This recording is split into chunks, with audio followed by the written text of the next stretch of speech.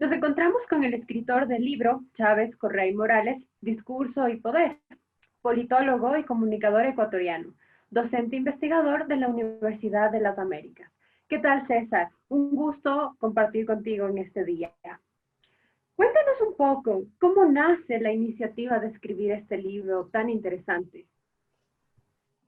Bueno, América Latina había vivido hace más de una década una revolución en términos de que la emergencia de líderes carismáticos con una tendencia de izquierda habían ilusionado, seducido, habían provocado al electorado. Veníamos de una crisis política, de una crisis económica severa, de una desafección por las instituciones de la democracia, y estos líderes generaron un encantamiento en la gente. Entonces, ese encantamiento me generó a mí mucha expectativa, me generó demasiadas inquietudes y es desde el año 2011 que yo vengo haciendo investigaciones de corte comparado en donde pongo en análisis los gobiernos de Venezuela, de Ecuador y de Bolivia bajo la conducción de Hugo Chávez, de Rafael Correa y Evo Morales. Es así que este es el segundo de 3 libros que yo he escrito sobre el tema. El primero se llama El populismo en escena, que se presentó en el 2017 en varios países. Y ahora se podría decir que esta es una continuidad de ese libro. La diferencia es que en este libro yo analizo exclusivamente el discurso, los elementos de discurso que utilizaron Chávez, Correa y Morales para encantar, para seducir, para provocar, para convencer a su electorado. Perfecto, o sea, podríamos decir que esta perspectiva es solamente enfocada entonces al discurso, desde ese punto estamos viendo, o tal vez vamos a encontrar alguna corriente, tal vez política, analizarlo desde un campo muy cercano a ellos. Bueno, indudablemente el discurso no puede ser analizado sin el contexto. Y un autor muy importante, que es Teun van Dijk, que es un holandés, decía que el contexto es el trasfondo social, es decir, todas aquellas características que explican las condiciones desde donde se producen los fenómenos. Entonces, no se puede analizar el discurso de Correa, de Chávez y de Morales sin entender qué sucedía antes de que ellos aparecieran en la escena política. Por lo tanto, es un análisis de discurso, pero siempre va de la mano el análisis del contexto de lo que ocurría en Venezuela, de lo que ocurría en Ecuador y en Bolivia. En Venezuela, a fines de la década de los 90, en Ecuador y en Bolivia, en la primera década del año 2000. Ok, perfecto.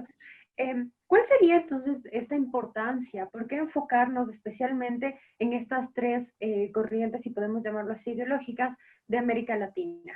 ¿Por qué razón se selecciona exclusivamente estas tres? Porque nunca en América Latina hubo una coincidencia de líderes de la misma tendencia ideológica que al unísono utilizaron una serie de recursos de discurso muy similares. Es decir, nunca en la historia de América Latina, sobre todo de América del Sur, hubo tantos líderes del giro a la izquierda. Es decir, esta es una época única en la historia y por lo tanto su característica de ser única hace que indudablemente no puedan dejar de ser analizados. No nos olvidemos que América Latina venía con una serie de crisis económica alrededor de la implementación errática del consenso de Washington. América Latina venía de varios intentos de golpe de Estado, veníamos con un descrédito del sistema de los partidos políticos. La gente en un momento dado llegó a decir en varios países que se vayan todos. Hubo una interrupción prematura de varios gobiernos. Es decir, esta época es una época que a mi modo de ver no se puede equiparar con ninguna otra, ni siquiera con la época independentista. Es decir, Chávez tuvo una influencia enorme. Además, no nos olvidemos que esta época en América Latina, cuando ya se posesionan los presidentes, hablo de Lula, de Mujica, hablo de Bachelet, hablo de Lugo en Uruguay, hablo de Correa en Ecuador, Evo en Bolivia, hablo de Nicaragua en Ortega. Hubo un boom económico potente, sobre todo para los países que son exportadores de hidrocarburos. Es decir, además que hay una emergencia de líderes de izquierda, hubo la época de oro económicamente hablando en América Latina, porque para países como Ecuador y Venezuela y Bolivia, que exportan petróleo y gas, nunca antes hubo precios tan altos en el petróleo. Por ejemplo, se llegó a tener un petróleo de precio por barril de $150. Ahora el precio del petróleo vale cero. Entonces, hay una confluencia de elementos. Crisis, luego viene la bonanza, viene una nueva ideología, y además que estos presidentes que yo menciono, casi la mayoría fueron reelectos, es decir, la gente les dio confianza, les brindó confianza para que se queden por lo menos una década en el poder. En el Ecuador, ningún presidente en la historia, desde 1830 que se constituye la República, ha estado de manera ininterrumpida por tanto tiempo y que haya ganado 3 elecciones consecutivas. En el caso de Venezuela es igual, Chávez permaneció desde 1999 y sale del poder porque se muere. Y en el caso de Bolivia, estuvo varios periodos y vemos que ahora el candidato de Morales vuelve a ganar las elecciones. Entonces son fenómenos que no pueden dejar de ser analizados en ese sentido. Perfecto. Entonces, un punto en común que manejarían estos tres, si lo podemos llamar líderes políticos, estaría enfocado, esa relación se encontraría exclusivamente en el discurso. ¿Qué otras semejanzas tal vez se podrían encontrar o se podrían identificar al momento en que pues estemos leyendo ya el libro? Bueno, los líderes utilizan 5 elementos que a mi modo de ver son similares. La una es la reivindicación permanente del pueblo, es decir, son líderes que siempre apuestan a mejorar las condiciones de un segmento de la población que vive en pobreza y en extrema pobreza, es decir, se habla de una suerte de revancha popular y por eso tanto Chávez como Correa y Morales siempre, ¿no es cierto?, se enfocaron a cautivar a los segmentos más pauperizados. Por lo tanto, la idea de reivindicación de los segmentos más pobres está siempre en los discursos de los tres. Son candidatos del pueblo, ellos mismos se autodenominan candidatos del pueblo, pese a que no solo el pueblo votó por ellos. Ojo, en el caso de Correa, 8 de cada 10 votaba por él, luego 6 o 7, es decir, incluso rebasaron la idea de que solo el pueblo les apoya. La segunda es que ellos hablaban siempre de la refundación de la patria. Y esto se expresa en las asambleas constituyentes que se producen en los 3 países, primero en Venezuela, luego en Ecuador y simultáneamente en Bolivia. Es decir, ellos implementaron un modelo en donde se inaugura el Estado con nuevas credenciales, porque cuando se redacta y se aprueba una carta constitucional, quiere decir que estamos emitiendo como una suerte de partida de nacimiento, porque las reglas del juego son nuevas, tanto en lo filosófico como en lo institucional. Es así que Chávez hablaba, ¿no es cierto?, de la Quinta República, Correa de la Segunda Independencia y Evo Morales del Estado postcolonial. Es decir, en los 3 casos se produce una asamblea constituyente que además, como estaba diseñada, le otorgó al presidente una serie de facultades y competencias que muchos han denominado como un modelo hiperpresidencialista. En tercer lugar, algo que se parecen estos 3 líderes es que invocan permanentemente desde la campaña electoral hasta el día en que dejan el poder a héroes y heroínas, en donde a través del rescate de su legado histórico se trata de reivindicar momentos de la independencia o momentos en donde el pueblo tuvo el poder. Me refiero a Chávez. Chávez se decía que era reencarnado de Simón Bolívar. Es decir, Hugo Chávez permanentemente apelaba al discurso del libertador Bolívar. Correa apelaba siempre a la figura de Eloy Alfaro. Y Evo Morales siempre apelaba a la figura de Túpac Katari. Túpac Katari es un indígena con mucha importancia en Bolivia que tiene una frase maravillosa que dice: volveré y seremos millones. Entonces, hay un tercer elemento donde ellos reiteradamente apelan al uso de estos héroes y heroínas para reivindicar su propuesta política. Hay un cuarto elemento que me parece súper importante y es la reinvención ideológica de la izquierda, y es así que ellos en su discurso permanentemente apelan al legado del Che Guevara, apelan permanentemente a la Revolución Cubana, apelan permanentemente a la Revolución Boliviana, apelan a todo aquello que significa discursos de igualdad más que de libertad. Es decir, hay una idea romántica de lo que significaron los años 60, 70, y es así que se pone en la palestra nuevamente a intelectuales que ya no se les leía antes, que muchos de ellos fallecieron, pero que sin embargo siguen siendo importantes dentro de esta corriente de izquierda, ¿no?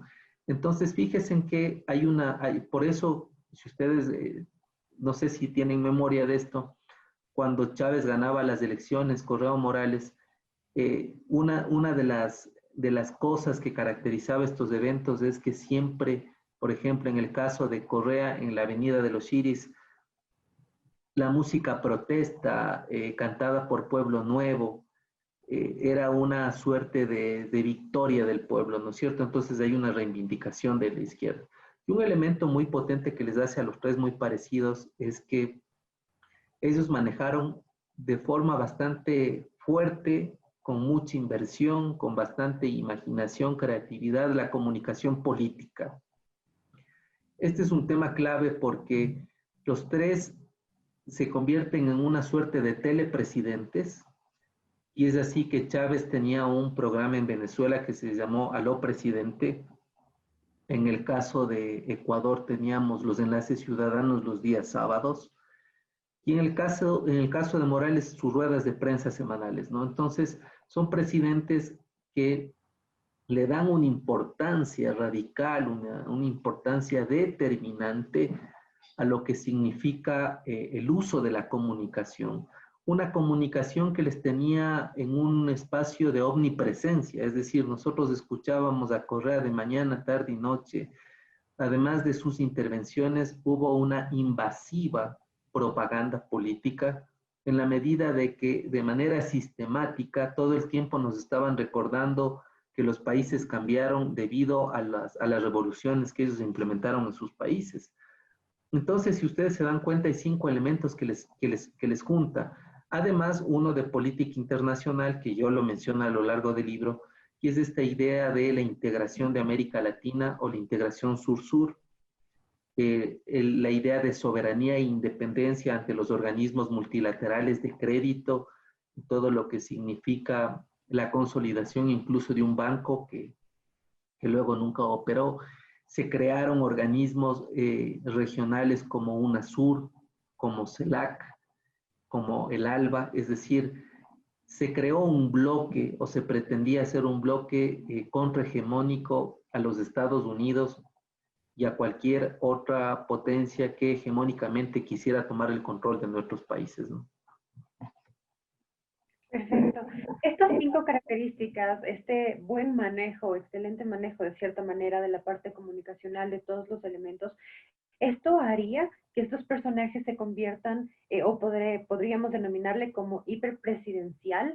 ¿A qué nos estaríamos refiriendo con hiperpresidencial? Hiperpresidencialismo significa que ellos están sobre las demás funciones del Estado. Es decir, tenemos un ejecutivo tan robusto, tan fuerte, tan potente, que controla el legislativo, que controla la justicia, que controla el poder electoral y controla el de participación ciudadana y control social.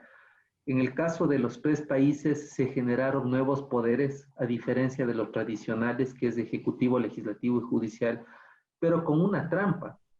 Y la trampa es darle al presidente las facultades, las atribuciones, los recursos para que esté sobre las demás funciones del Estado.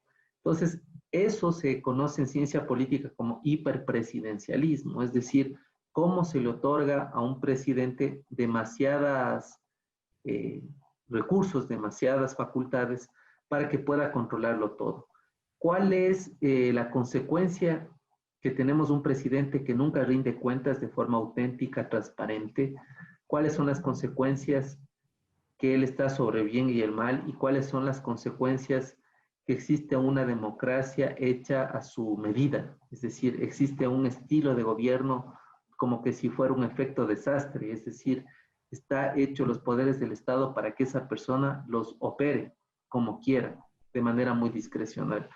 Esto es un riesgo porque en ningún país del mundo se le puede dar tanto poder a una persona. Las consecuencias de Venezuela son demasiado evidentes. Las consecuencias de Ecuador es una crisis que no la hemos podido superar, agudizada indudablemente por el gobierno actual. Y en el caso de Bolivia vemos que también hay una crisis de, digamos, hay una resistencia a la vuelta de Morales en la medida de que la gente llega a saturarse de una figura que comienza a concentrar todo, a manejar todo, que comienza, ¿no es cierto?, a jugar con el destino de la patria. Es bastante interesante realmente este análisis y sobre todo nos genera mucha curiosidad ya por empezar a leer este libro tan interesante. Tal vez ahí podríamos encontrar algo también relacionado con lo que es en algún momento del desaparecimiento de la democracia, probablemente se analizan estos puntos tal vez. Yo creo que nuestra democracia es un sistema, un tipo de régimen político que lamentablemente se ha desdibujado y comenzó a devenir en un sistema autoritario. Entonces tenemos democracias que algunos autores les llaman democracias delegativas, otros les llaman democracias, otros les llaman autoritarismos competitivos. Es decir, se le ha puesto muchos apellidos a la democracia, porque no es una democracia de calidad, o sea, no es una democracia en donde esté garantizado una serie de cosas para todos y todas sin ningún tipo de discriminación. Nos genera realmente mucho interés y también quisiéramos saber si es que en algún momento se va a analizar, tal vez en alguna segunda etapa del libro, va a haber una continuación que nos hable un poco más a profundidad de estos temas. ¿Se tiene pensado Sí, el sí, desarrollo de... de hecho en diciembre se publica un nuevo libro y está ahorita en diseño y diagramación, que es el tercer libro de estos tres libros que yo siempre pensé hacer en mi vida, ¿no? Uno que explica la emergencia del populismo, otro el discurso y otro el manejo de la comunicación. Esto se está ya publicando, sale en diciembre, es un libro en coautoría con una colega muy querida, muy profesional, que se llama María Dolores Miño, y el libro se llama En el ojo del huracán, Ley de comunicación en el Ecuador. Es decir, con esto nosotros cerramos una trilogía, es decir, es una trilogía que nos habla de la emergencia de estos presidentes, del discurso que utilizaron y del manejo de la comunicación. Entonces, en diciembre yo cierro un periodo de estudio muy importante en mi vida que inició en el 2011, cuando yo cursaba mi doctorado. Cuando yo cursaba mi doctorado comencé a estudiar esto y ahora lo estoy terminando con estos libros, lo que no quiere decir que siga estudiándolos, ¿no? Pero como la trilogía que pensé en algún momento se cierra en el mes de diciembre. Muy interesante, sobre todo tomando en cuenta el último tema, si hablamos a nivel comunicacional, este gran impacto que podría haber generado la comunicación ya 2.0, a diferencia de lo que se vivió en algunos años. Entonces, esto también lo podríamos encontrar, se está contemplando dentro de este tercer lanzamiento. De hecho, en el libro que vamos a presentar, que por cierto, este libro se presenta en 4 países, comienza en Costa Rica, en diciembre se va a presentar el libro en México, en noviembre se presenta en Ecuador y estamos mirando si en diciembre también se presenta en Perú. Es decir, es un libro que ha causado mucha atención en América Latina. Yo diría que es un libro que va a traer muchas satisfacciones, pero también va a traer muchas controversias, va a traer mucha polémica. Y va a traer mucha polémica porque son presidentes que tienen una hinchada muy fuerte y que no van a admitir que el análisis que se hace o la manera como se hizo el análisis. El libro no pretende descalificar a los presidentes. El libro lo que explica es cómo utilizaron los elementos en el discurso. Es decir, es un libro que nos dice cómo una persona utiliza ciertos elementos en su retórica para convencer a los electores. Es decir, el libro además habla de manera objetiva por qué estos presidentes llegaron a ser presidentes. Es decir, no es que llegaron por sí solos, hubo una serie de condiciones que determinaron que la emergencia de estos presidentes se produzca. Sí, muy interesante. En estos libros tal vez se cuenta con colaboraciones de colegas, tanto ecuatorianos, de países aledaños o países que se encuentran, por ejemplo, hablando de Venezuela, existen tal vez colaboradores también que hayan vivido cómo fue todo este movimiento político de estas tres figuras. Indudablemente. Yo hace 11 años vengo manteniendo una relación estupenda con colegas de Venezuela, de Bolivia, ahora de Perú, incluso de Costa Rica, con quienes siempre mantengo conversaciones, análisis, trabajos en conjunto. Es decir, no es un libro que sale de la inspiración del autor porque algún día me levanté y quise escribir, no. Es un libro que ha demandado muchas voces, muchas entrevistas, muchas horas de lectura, conocer a los países en profundidad, estar con la gente de esos países. Es decir, es un libro que se lo escribió desde la realidad, no se escribió desde la comodidad del escritorio. Es un libro que me ha demandado muchos años. De hecho, el prólogo del libro escribe un profesor, un politólogo muy importante, Alfredo Ramos Jiménez, que fue el primer director de la Escuela de Ciencia Política en la Universidad de Mérida, Venezuela, y que fue el promotor del estudio de la ciencia política en Venezuela. Es decir, el libro consta con la colaboración del profesor Ramos Jiménez, es una eminencia en el continente. Y también, indudablemente, el libro, hay que decir que este libro ha sido revisado por pares internacionales.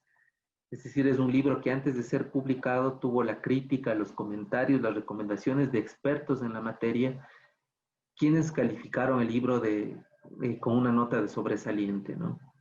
Cosa que a mí me causó mucha alegría porque cuando se publica un libro que está revisado por otros, que uno nunca conoce quiénes son, pero que sabe que son expertos y lo califican de manera tan alta, eso a uno le llena de muchas satisfacciones.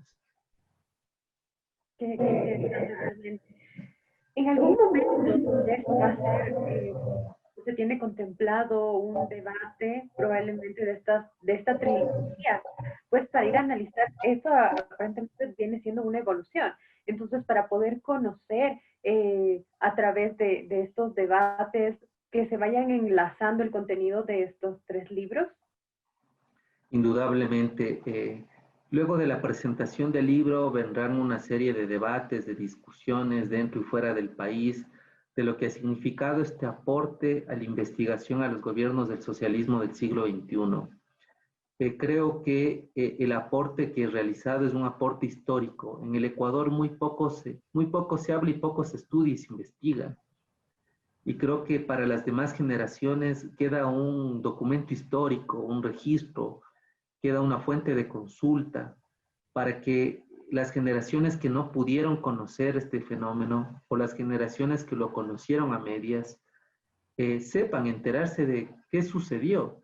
Más allá de que estén de acuerdo, ¿no?, con mi punto de vista, pero hay un registro histórico. Y en el Ecuador nos faltan registros históricos, nos faltan fuentes, nos faltan libros, nos faltan testimonios. Y creo que este libro coopera con eso. Luego a diciembre que se presentará la trilogía, para mí será una cosa súper interesante porque gran parte de mi vida he dedicado a esto, ¿no? Desde el 2011 hasta acá, quiere decir que son 10 años de estudio, 10 años dedicados al estudio de estos gobiernos y que han marcado también mucho mi vida porque solo a través del estudio de lo que ha sucedido uno puede entender lo que es la democracia y lo que no es la democracia. Sí, qué interesante. Bueno, César, para un poco ir terminando, quisiéramos, por favor, que nos puedas repetir nuevamente las fechas de lanzamiento de este libro. Lo habíamos mencionado y algunos países, pues, pero para nuevamente traerlo a la mente. ¿Cuándo estaríamos ya lanzando este libro y en dónde?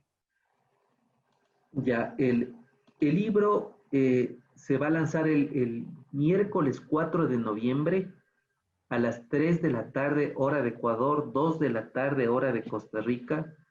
Esta es una generosidad que ha tenido, ¿no es cierto?, la Universidad Nacional a través del instituto. Déjenme decirlo bien porque esto no importa cómo es video, luego se edita, pero esto hay que decirlo bien porque el dato es muy importante. Instituto de Estudios Sociales, es que no estoy mal, en Población de la Universidad Nacional. Exacto. Sí, exactamente. Pero ahora repito porque como es video no hay problema, esto se edita. Okay. A ver, la presentación del libro se va a realizar el miércoles 4 de noviembre a las 3 de la tarde, hora de Ecuador, 2 de la tarde, hora de Costa Rica. El libro está promocionado, van a ser los comentaristas, dos expertos de la Universidad Nacional, del Instituto de Estudios Sociales en Población, que es uno de los institutos más importantes de Centroamérica. ¿Por qué resalto esto? Porque casi no ha habido una conexión de Ecuador con Centroamérica o de América del Sur o de los países de los Andes con Centroamérica. Entonces, esto es algo muy importante porque ¿saben lo que significa ustedes que una cosa que ustedes se conozcan en el mundo, en otros países? Es la globalización del conocimiento. Entonces, la invitación está realizada. Van a comentar el libro dos profesores. El uno es el doctor José Andrés Díaz, es un politólogo de primera línea, y va a comentar la máster Cindy Mora, que es una experta en movimientos sociales en América Latina. Entonces, la invitación está hecha, van a haber sorpresas de ese día, posiblemente se junten algunos medios de comunicación a la transmisión en vivo, les cuento. Muchísimas gracias realmente por haber estado con nosotros este espacio en el que nos das un abrebocas de qué es lo que vamos a encontrar en el libro y sobre todo nos dejas con esa expectativa de qué va a pasar de aquí a diciembre ya con el nuevo lanzamiento. Muchísimas gracias, nuevamente un gusto y esperamos en diciembre nuevamente conversar contigo.